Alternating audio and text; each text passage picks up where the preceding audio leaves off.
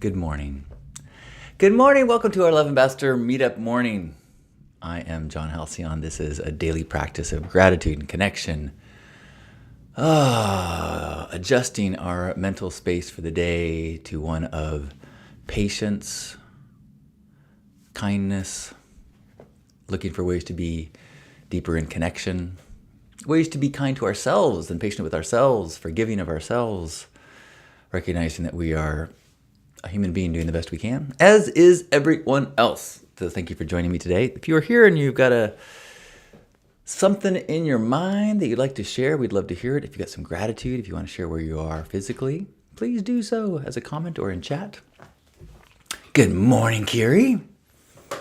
Good morning. I like to start these mornings singing songs for us all.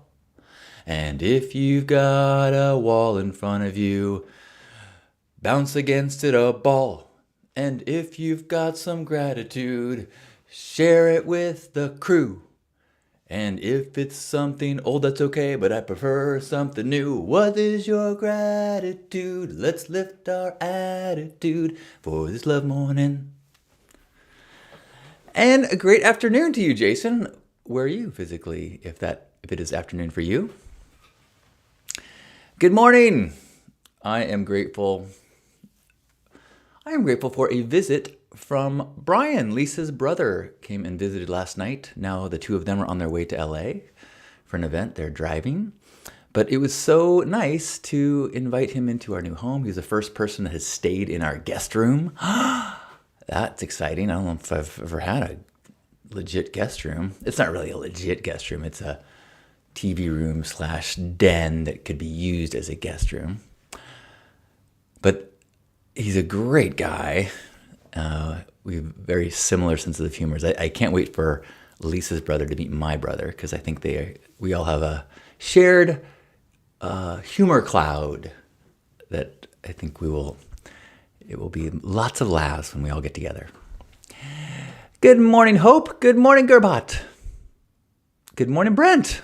Good morning, Juan. Jason is in Charlotte. Thank you for clarifying why it is afternoon where you are. Love morning is just a word or multiple words. It's a time, and time is a construct. Good morning, Bill. Good morning, Deborah. Yeah. Deborah is here from Rochester, New York, where it's cold and drizzling. It is chillier than it's been, but it is a beautiful day here in Southern California right now. Bill says, I am grateful for love, snow, spreading kindness, friends, and all of you. Love it. Oh, I forgot to do one thing. Let's see if I can fix that.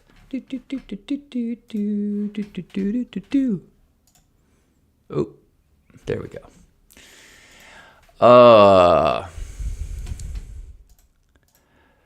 Brent is grateful. Oops, did I lose that? Trevor says, when can I move in? Well, we just kind of got our bearings. So maybe give us a chance to just... I got a few more projects before I really feel like I moved in. Like I want to repot these two plants. Not really repot, but redo the soil. I feel like I messed up, which I talked about a little bit yesterday. Chris says, looking into the possibility of joining Radical Hope.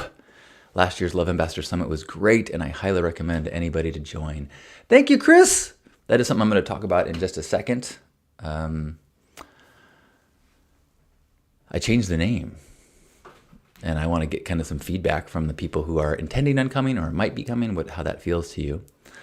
Good morning, Michelle. Hello to you, fellow love warrior. Hope is grateful that I had insurance to cover my back injury. As I go to another orthopedic appointment, I'm almost physically healed. Love to hear that. On the mend. I got a message this morning from a good friend who I knew was dealing with some pain and body issues, and then they let me know that they're now also dealing with an autoimmune issue that has made them lose 30 pounds. And I was just like the impact into my mind was so quick of like, I was looking at this day ahead with trying to get optimistic, and my eczema is just about healed, although it's still quite flaky. But it's so much better than it was a few days ago. And I was like trying to be like, I want to be in an optimistic mood because it's almost gone. And it's so much easier for me to be happy when I'm not, my face just doesn't feel burning all the time. And so, but I was kind of on the edge, and so there's some things that I'm a little frustrated about, and this day isn't quite scheduled the way I want it to. And then had this reminder of what it means to be in a legit health situation. And about a little over a year ago, is when I dropped into my nerve pain of my neck.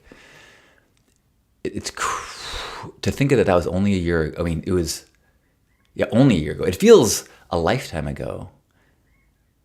And so I'm trying to remember, and I'm going to continue to use this practice of daily gratitude to remember that the state of my body is so good that I wake up this morning with some pretty hardcore lower back pain, as I have been since the move and since lifting heavy things. Yes.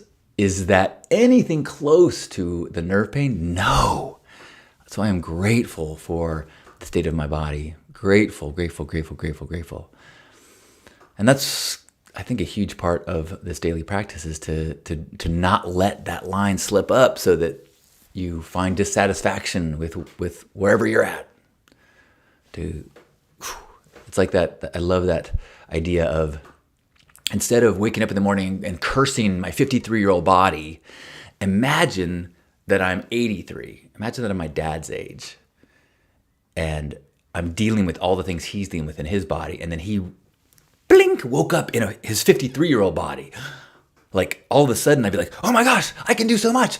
There's so little pain. What am I going to do with this incredible body? Like, that just... I think that that's one of the secrets of happy living. Figuring out how to keep adjusting your baseline. Keep adjusting your baseline.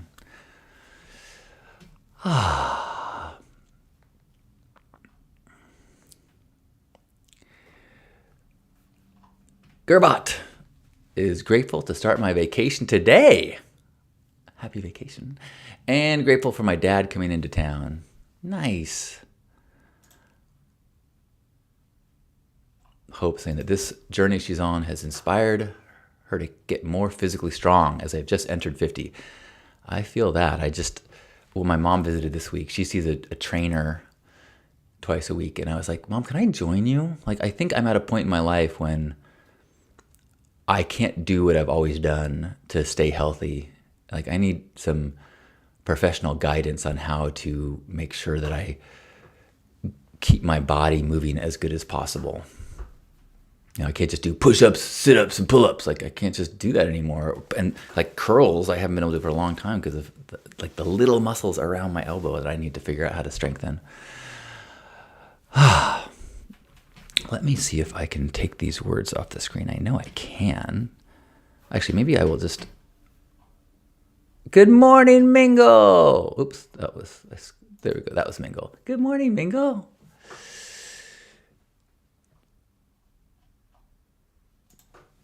Angela Marie sharing, I'm grateful to see your happy face and have a few minutes to think about gratitude.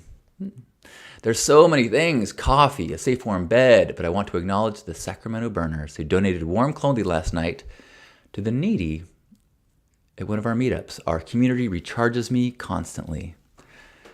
Yay! Let's see if I can take this off. There we go. Another thing that last night someone sent me a video clip from the news of a acquaintance of mine being interviewed at a homeless encampment.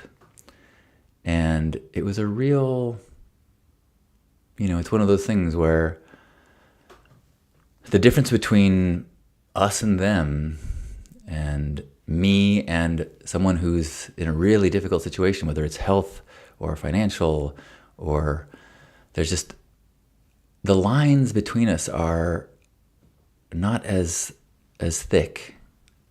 And I think it's important to be reminded of that so that we can find compassion. And at the same time, not become so overwhelmed by all the suffering that we are debilitated, which is, I guess a part of the, what I want to talk about and figure out and work through as we do this on a daily basis, and also on the event that's going to be happening in January of like, how do we stay connected to the world and not become overwhelmed by the world? How do we keep our fire and not stew in anger and bitterness? How do we stay engaged as vessels of light? Deborah says, I'm grateful for finally understanding the 4 parts of myself. I am conscious, I am body, I am emotion, and I am my mind. Isn't it interesting how, for me, I can certainly go a long time just mind. And I'm having to learn and practice to give attention and let go, give the driver's seat away from the mind, which it does not want to do. Deborah continues, all of them have different needs with different objectives. I don't need to identify with my chattering mind that is frequently the complainer, the judge, and the troublemaker. Finally, in seeing these 4 parts to myself, I understand they may not always be in sync, and I can observe them without having to believe them. Testify! I mean, there's so many different aspects of like that idea of recognizing that we have these parts, and to build even more granularly, like parts work or family dynamics systems, is that what it's called? And starting to see these different personalities in you, and recognizing that they don't have to be in control all the time. And then recognizing that these parts of ourselves that have been problematic, they're not our enemies. They have had a tactic to protect us. And so trying to retrain and re-engage these parts of ourselves, saying, hey, like, you totally did a good job of making sure that disaster, but that's not so much of a risk anymore. I've got way more tools and a way more support network. And so why don't you just get out of the driver's seat for a little bit, and why don't we let another part of myself, a little bit more mature part maybe. I didn't mean that as judgment, but why don't we let that part take the wheel? Beautiful, Deborah. Crayfish suggesting it might be a good time to start yoga. Yes, very true. And we designed our living room so that we have an area just for yoga and stretching. There's what's the part of that, the whole equation that I need to, oh yes, I need to do it. I need to do it. Good morning, Crayfish. Thank you. Good morning, Susan. Susan says, I have been loving listening to the Heart on the 80s podcast. You guys should do Johnny Dangerously. Ooh, good suggestion. What other ones were suggested? Last night we were in a conversation about it, and someone suggested Goonies, Mr. Mom. If you're not familiar, Hard on the 80s is this podcast I do with my brother and Shonda, and we rewatch 80s movies and then talk about them, and it's pretty fun. We just did Gremlins, which is a Christmas movie. You should definitely listen to that over the next month. It's fun. It's really fun. Good morning, Victoria. Mingle says, I am future grateful to meet Angela in person someday, since I am in Sacramento quite a bit. Hey, Pena is saying hello from the Mediterranean. I think that's what the med means. Mingle's grateful for a dog staring at me, waiting for a snack, and a rainy day where I don't have to go anywhere. And gratitude to bring out the crock pot. Make the house smell good. Hopefully I didn't miss too much up here. Let's see. If I did, you can let me know. Okay, so good morning, Juan. If I missed you, sorry about that. Okay, so I wanted to share a little bit about why I was thinking of changing the name. Well, first I'm going to do this. Let me see if I can make this work and give you a, no, that's not going to work. I want to give you another view. If I can go here, this is the view from behind me right now, from like where Grandpa's face is, looking out at my view. And yeah, so hi. Okay.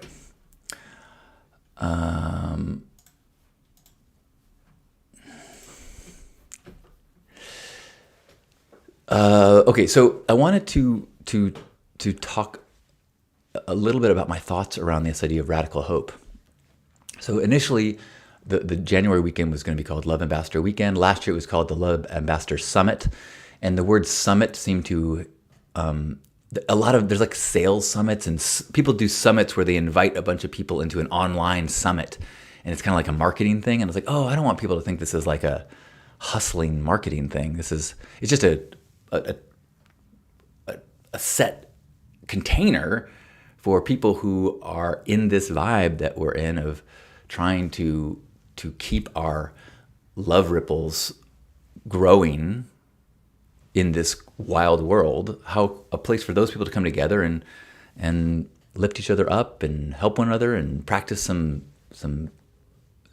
tools and skills and then actually have some socializing, practicey gifting activities that we then go out and do at a club. So I started to realize that this year's happens, the gathering on January 11th and 12th is the week before the inauguration of the next president.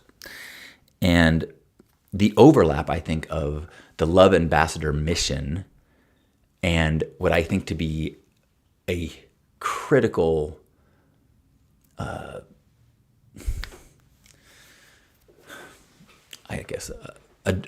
a critical question, critical unknown for people like us is I really think that there is some work to be done and some things to be figured out about how do we do this next chapter. My experience last time Trump took office was I turned my volume down, I turned my light down, it changed the way I was in the world.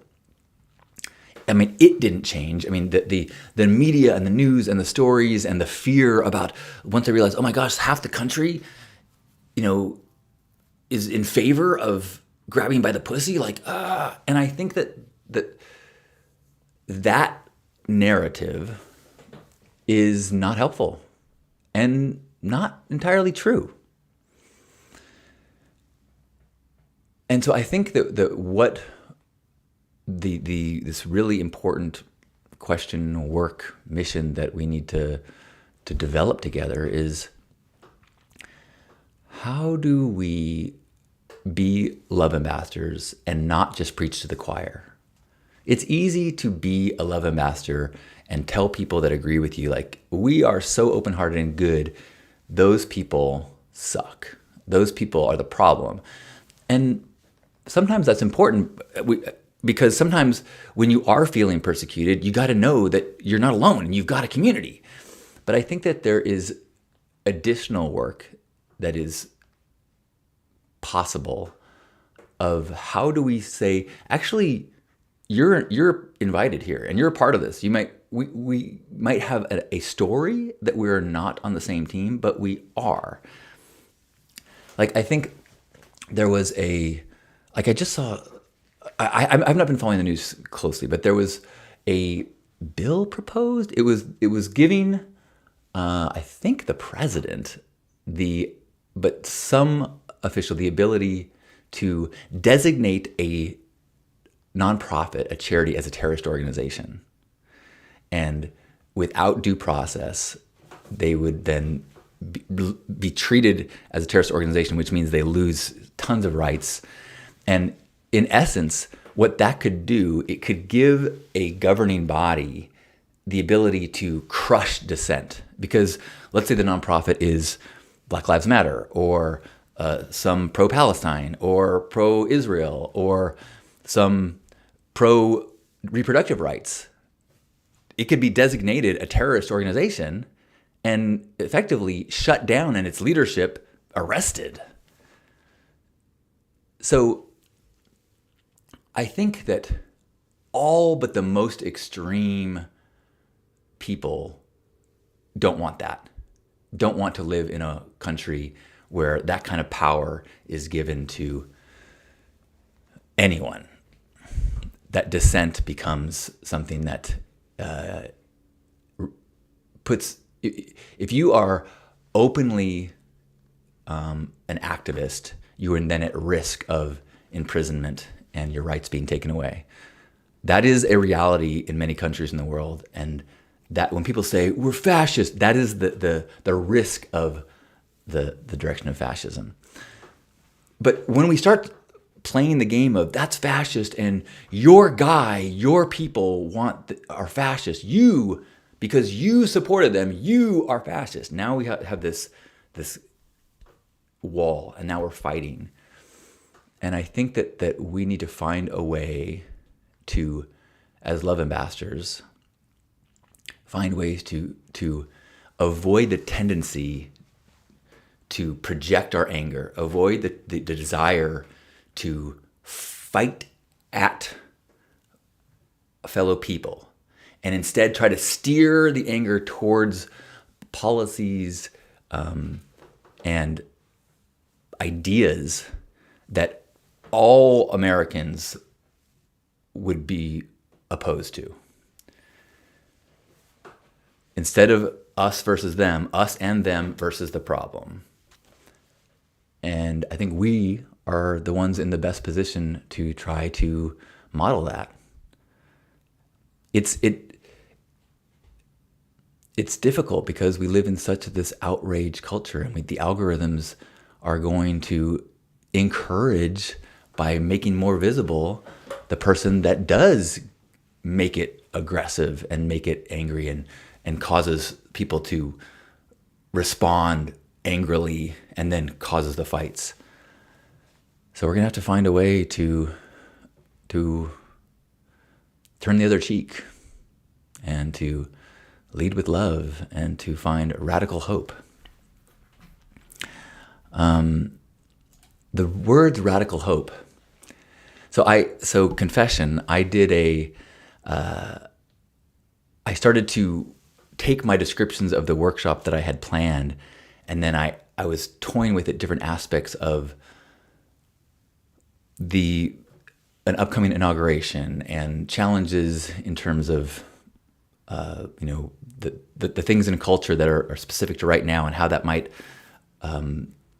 be a part of this conversation. And then I asked ChatGPT, could you write me a description and could you give me some title names of what this workshop could be called? And one of the things that it said was Radical Hope, Building Optimism and Resilience for the Road Ahead. Develop tools to stay hopeful, engaged, and proactive as the nation steps into a new chapter. And I was like, I really like that.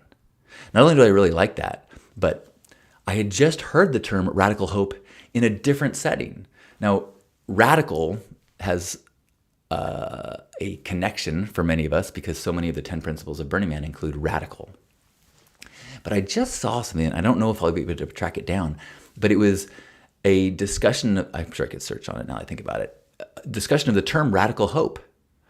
And that what it meant, it was in reference to a Native American idea of believing in a positive outcome without having any idea how you get there. Like, even though the world around feels pretty doomed, you have radical hope that you can get to the harmony on the other side, and just faith and trust. Radical hope is faith. But you need radical hope so that you don't give up. You need radical hope so that you can continue to keep your heart open, continue to turn the other cheek, continue to be a love ambassador, even if you can't see the near future benefit, or you can't see the results that you want in the near future. For me, that is something that has been incredibly discouraging, of like, we're doomed. But that's the attitude of a 1, 2, 3, 4 year future vision. What if I have radical hope for 10 years and 20 years? I don't know how we get there, but I know that the beautiful future is absolutely more possible if people like you and I don't lose faith and continue to try to bring us back to compassion and love, which doesn't mean excusing everything. It doesn't mean not being engaged or not fighting for the things politically that we want, not speaking up against the things we don't want.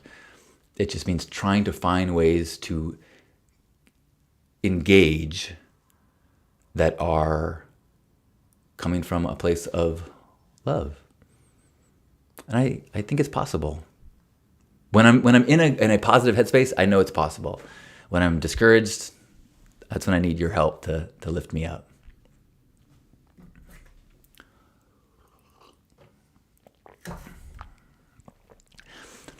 Gerbot says, radical hope. I dig it. Good, because you bought a ticket when it had the old name, and you were one of the people that I was going to check in with and say, hey, are you okay with a little bit of a shifting of the focus? Although I don't know how different the focus is going to be. It's more going to be how do we apply these same ideas of love ambassadorship practically? How do we apply them? What are some things that we are experiencing or maybe anticipate where this collective wisdom and energy might have some solutions for us? Good morning, Carl. Carl says, to your point, despite the Red Sea, Trump got less than 50% of total votes with about 60% of eligible turnout, which is good to keep in mind. Agreed. And so me using words like half the country, I'm oversimplifying, and that's inaccurate. But even if it was, even if I believed that, a tenth of Americans were fascists and racist, that would be scary. But I don't think that's the case. I think that there is very complicated viewpoints. And I think that there are some people that are more and less resistant to being labeled and attacked. I mean, I think I've mentioned this in the past that, I feel very uncomfortable speaking about anything having to do with trans stuff, because I have some questions that I would love to discuss, but I don't feel that I can do so publicly, and I don't know if I have the resources to get, to be able to ask things without hurting feelings and being considered the very question being something that is considered to be transphobic. And when I mentioned online that I'd listened to a podcast that was helping me understand things, and the fact that I listened to a podcast, I didn't even say that I agreed with any of it. I just said I listened to it, and there are people that were really aggressive and attacking. And not everyone, just a few, but it only takes a few for me to go like, okay. And I consider myself to be really invested and dedicated to trying to be as open and compassionate as possible. But that experience made me feel like I don't really feel like I'm a part of this movement. And I could see there being all different spectrums of belief and questioning in all different realms, where when you're voicing your desire to understand better, or well, I heard this perspective and it seemed to make a lot of sense. Like this idea, whatever the idea is, and by even having any sort of resonance with an idea, you are now a bad guy. That's, I think, what we need to avoid. Yeah, because we're intentionally being pitted against each other. We got to keep remembering that. Carl says, most people are low information voters. I like to think most know the full extent of his program or understand its implications. And I think that the other thing is,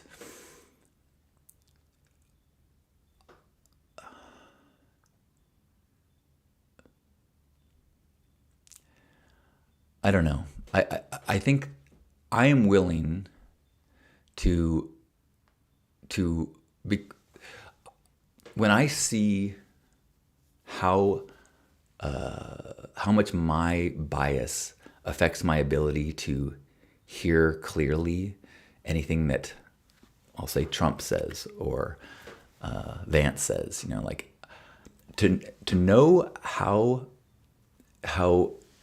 instinctively I reject and things that they say. And when I know that there are people who reject the things that I resonate with as instinctively, I have to recognize that even my logical, whatever my story is about, whatever my story is, it is the result of a brainwashing. And it is possible that the story I have about the other people is, it absolutely is a result of brainwashing. And so is it possible that there are things out there that seem to be black and white, bad and wrong, that I am being manipulated to see? Who knows? Maybe there is goodness that I am unable to access. And people that I really trust say, like, look, things are not as bad as you think. People are not as bad as you think. And I'm trying to hold on to that. Okay. Carl explained, yes, they don't know the full extent of his program. I think that's probably true. And I think it's also probably true that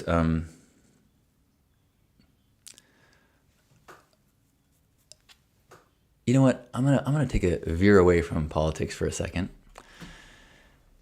And because I think what I'm more passionate and more qualified to talk about is not about the policies.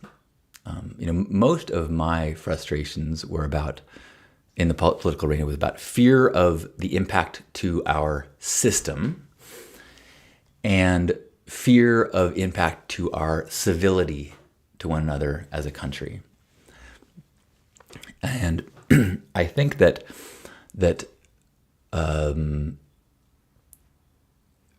we can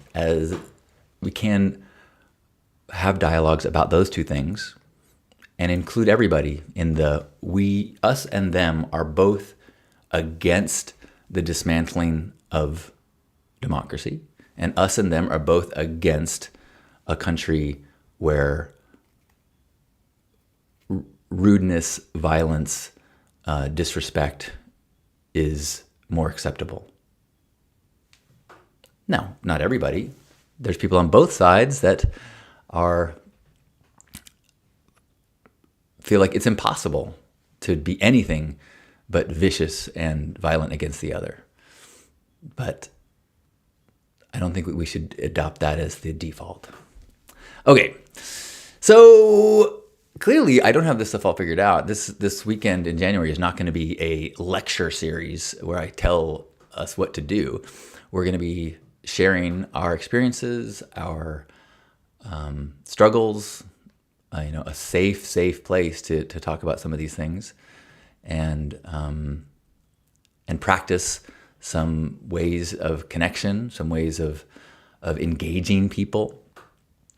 I realized, I moved into a new place. I wrote about, the other day about how I was struggling to connect with my neighbor. Not struggling to connect. I was afraid.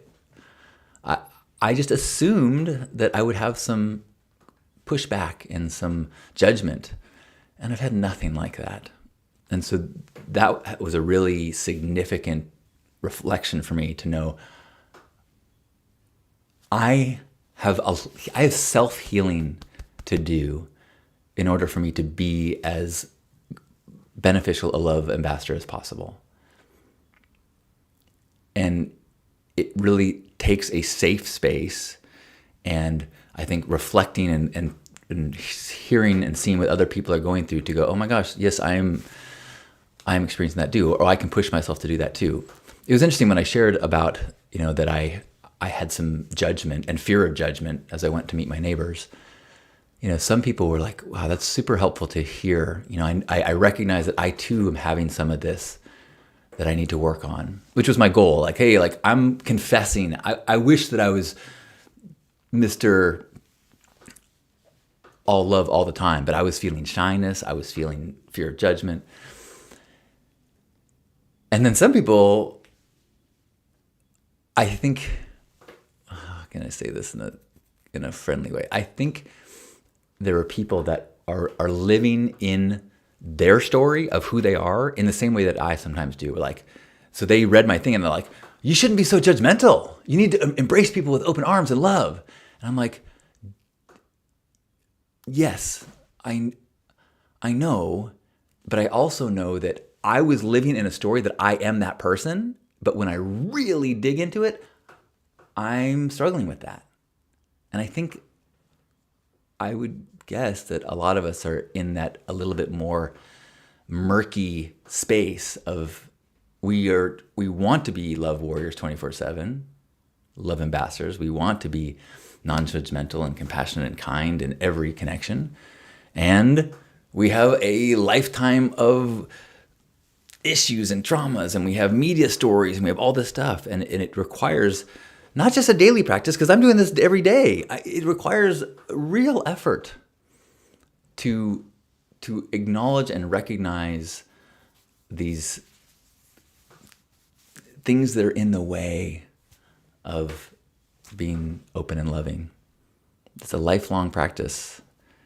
And the best best way to do it is in community, to be a reflection and to witness reflection and to have compassion and to get your brainwashing to see through the filters and the biases so that we can try to chip away at them or dissolve them.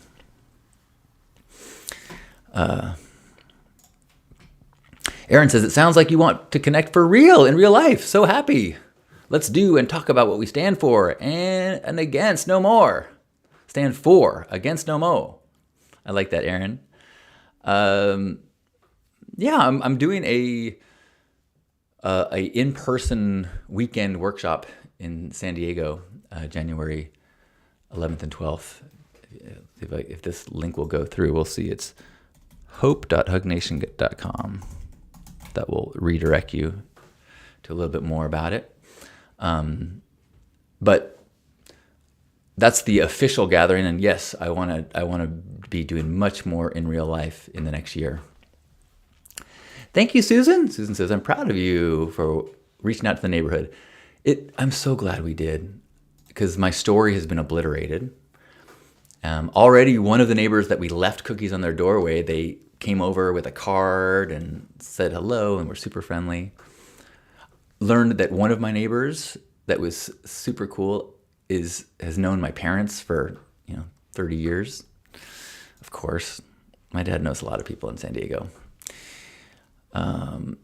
Aaron sharing, warriors with boundaries that do not require loving everyone or their ways of being. Forgiveness and acceptance are also big loves.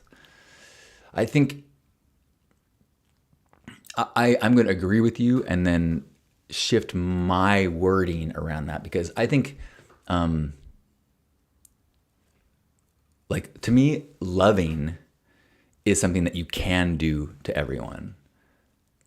to me, loving someone is being able to recognize that at their core, they are a human being with layers and layers of experiences and traumas and all the stuff that within this cage of experiences and traumas that people make the best decisions they can. And so I can love the seed human inside everyone. Now, I don't like the behavior of everyone. I definitely I don't want to be friends with everyone, but I can love everyone.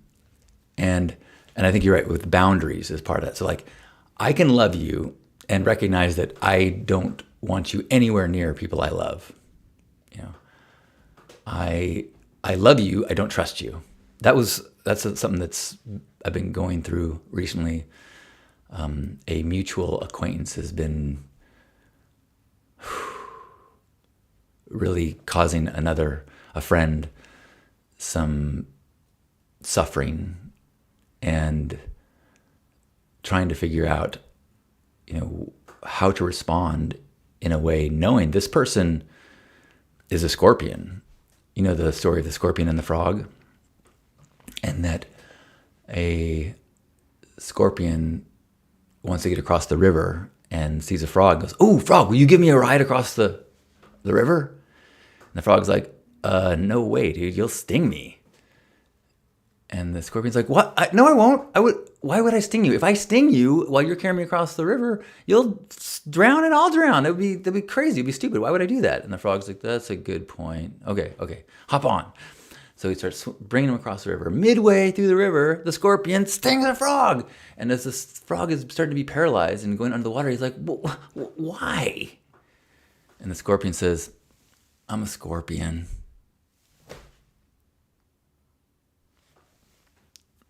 And sometimes you just got to recognize that people are scorpions. And you can love a scorpion and do whatever you have to do to keep it away from your life and the people that you care about. And that being a love ambassador does not mean that you have to demonstrate kindness, or maybe not kindness is wrong. You don't have to be accommodating to scorpions. Good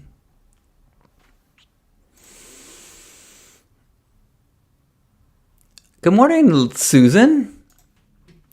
ILYSM. What does that stand for? I love you so much. Is that right? Thanks, Susan. Lisa is on the road right now with her brother to LA to a gala event where he's being awarded and recognized. Isn't that incredible? Thank you, Aaron. Gerbot says, "I love you, but I don't trust you." Yeah, that's what boundaries are for. Exactly. I think that, and even that it gets even more, the conversation around connected to this is that about like forgiveness, and forgiving someone doesn't mean that you return to a state of trust. Sometimes people feel like, well, if I forgive you, I have to forget the harms. Like, no. Forgive to me means going back to, okay, I can now see the human inside the trauma. I can see that you acted from in that trauma. You are now a scorpion in my mind. So I don't trust you. I don't wish ill of you, but you cannot be connected to me in any way. You are not welcome in my home. You are not welcome in my life. You are a scorpion. And in relationships, sometimes there are times when the scorpion designation, like let's say a partner cheats on you. I do believe there is a process of that. I don't believe that cheating necessarily means that you're a scorpion. I think that cheating can be a massive mistake and a betrayal of trust. And I think over time you can regain trust, but only by demonstrating that the action that happened was like really understanding how it happened, healing the things that made it okay, and evolving from whatever scorpion-like thing you were to a different creature that no longer has the capacity to act like a scorpion because it is no longer in their nature. But that is a long healing journey, and not everyone can do it. It's not always possible. 100%, says Aaron. Gerbot says, hadn't heard the Scorpion the Frog. Ooh, that's such a good one. I think about that. There's certain people I know where we have mutual friends where they'll start telling me a story and I'm like, oh, you mean the Scorpion? Or like, you can keep telling the story, but I already know the way I am going to interpret this is that you trusted the Scorpion again.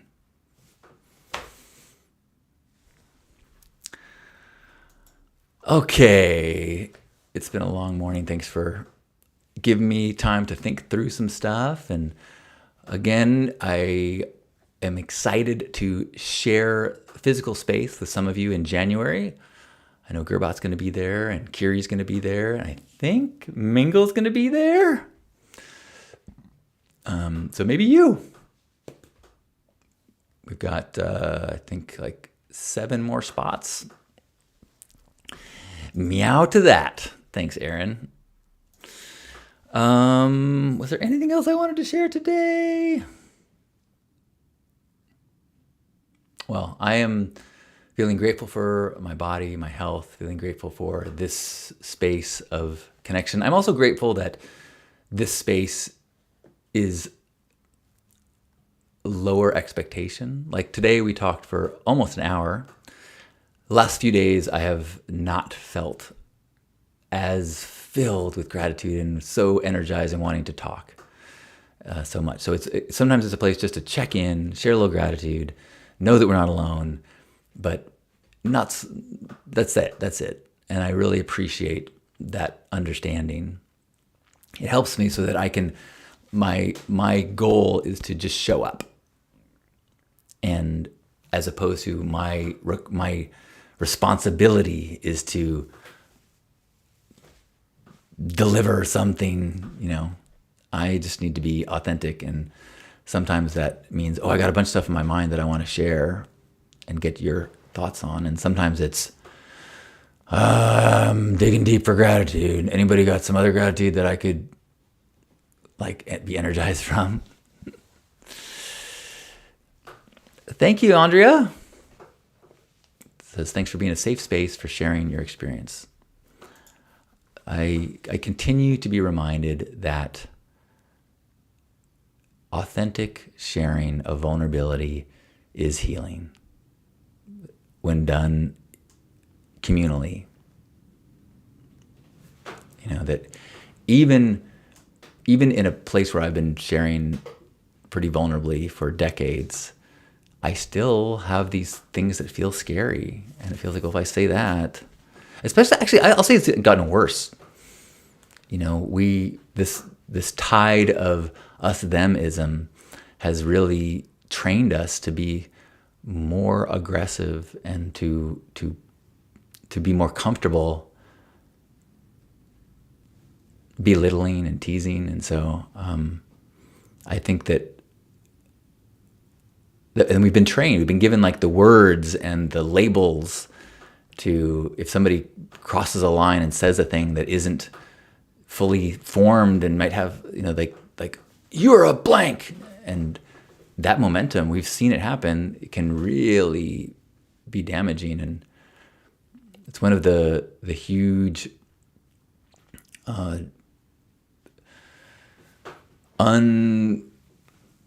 unresolved dangers of the internet is kind of the momentum of crowd anger and the lasting effects that can have. I was mentioning for a long time the book that I read, We've Got to Do Something About This Black Box of Doom.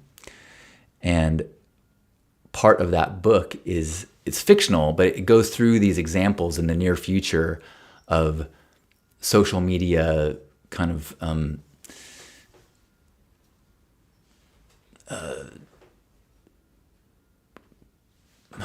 people attacking people, like our crew of people gets angry at another influencer, and so as we have beef, then the people who listen to me start to just really dox the person and make their lives miserable. And we're in a dangerous place. And the idea of vulnerability being without consequence, I think I need to be cautious about saying that now. Good morning, Shanti. Thank you, Aaron. Well wishes to the West Coast Warriors. And well wishes to everyone. Let's close this out with a hug. So wherever you are, give yourself a big old squeeze. Feel yourself being held by me and everyone here. Feel yourself giving a squeeze to me and everybody. Feel those arms being symbolic of everyone's arms here. Being grateful for our bodies, whatever state it's in, this continual state of healing we're in. Grateful for all of the amenities. Grateful for the food we've got and the clean water. Grateful for our connections, whatever family we might have. Grateful for chosen family. Grateful for the freedom to discuss ideas and to find like-minded folks and to have moments of doubt and moments of hope and trying to steer us into a place of radical hope, believing that we can find our way to a beautiful future even if we can't see the path there at this moment. So let's sink into that feeling of connection and faith. Take a deep breath in and squeeze one another.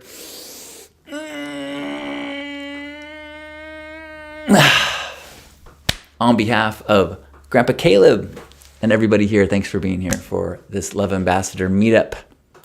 Go to hope.hugnation.com for more info on the gathering in San Diego mid-January.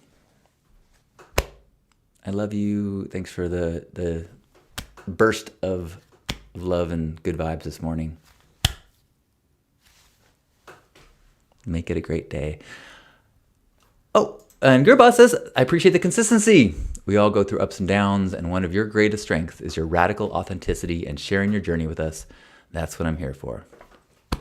Thanks, Gerbot. Love you.